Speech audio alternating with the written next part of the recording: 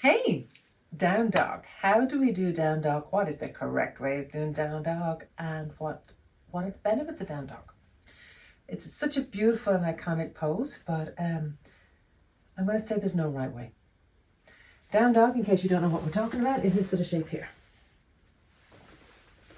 So in down dog, our arms are extended, our hips are flexed, our feet are flexed, our knees are typically extended out straight. However, when we don't have enough length in the back body, often we will compromise different areas of our body because as yogis, we often love to chase the stretch. And certain parts of our body, often the hamstrings or the calves, will be louder. They'll make more noise, and therefore we don't hear the other parts of our body that maybe we're compromising. So in down dog, what we're looking to do, it's a whole body experience, and so often we focus on getting the feet to the ground. Can we get the feet to the ground? So let's start from completely the other side. If you can come into a standing kneeling position, that's great. If not, that's cool too. Just support yourself up. But what we're looking at doing is to really find across the shoulders, space across the shoulders and across the neck. And so sort of wriggling it a little bit and seeing what sort of space do I need. Because imagine this is what we're doing. And if when I do this, my shoulders are up near my ears, then am I getting any support, am I compromising this head, neck and shoulders? So sometimes maybe it's a slightly wider arm position that we need, maybe not. So you need to kind of experiment with your own body. Where can you get support? Where are you compromising yourself? The second thing is to notice when I take my arms up, can you see in my lower back? If I want to take my arms like this, I might end up bending the lower back. Do we want to have those curves in the lower back when we're in dog or not? These are all open questions. The question is, what is the aim that you're looking for and what feels good in your body today? The other beautiful thing when we're in this sort of down dog position is this fantastic length through the whole side body. And so again, if we haven't got enough length in the back, we often will round the back and end up in this sort of a position in our down dog, creating even more tension.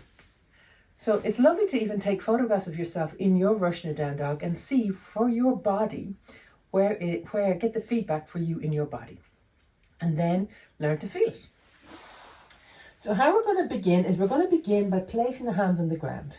When we're placing the hands on the ground, again, rather than having this kind of lack of support, we want to get full support. Just like the feet, the hands have fingers, arches, and can get the support from the center of the hand. So pressing the hands on the ground, spreading the fingers, pressing the fingers into the ground and seeing how the hands become active. Press the heel of the hand into the ground and the balls of all the fingers into the ground. And now we've got a base of support. So exactly like we do with our feet. You can roll forward and back and make little circles with the wrists. So again, you've got support from the wrists. Then we have the arms. And what's happening with the arms? Are they going in? Are they going out? Are they bending forward? And every different type of yoga is going to have a different opinion on it. You know, should your wrists, your elbows be turned so that the back is this way? Should it be turned at the back this way? There is two bones crossing here that are going to give you more strength one way than the other.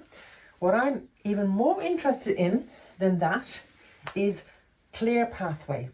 Clear that I am getting support for my shoulder and my whole body straight through this arm into the wrist. And in down dog, the angle is going to be slightly less. And so from here, in my pose of the child, or my hair pose, if I can wriggle down and see, can I get that beautiful length through the lower body, the upper body, sorry. Is that available to me? And it can be nice just to take my hands up, my fingers up, to sort of feel into it. Do I need to go slightly wider with my hands to get access to the shoulder blades? What's happening with my head? Do I want it up? Do I want it down? Where it feels supported to me? And I'm going to typically invite you to start with the ears between the arms. When you're in down dog, you can change that and see.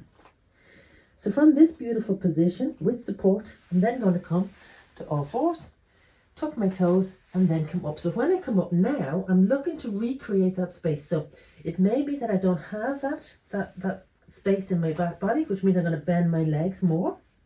It may be that I have a lot of mobility in my back body and I can hyperextend. But I'm going to invite us to engage your core, to really engage the belly button and the pelvic floor so that we end up back in this position.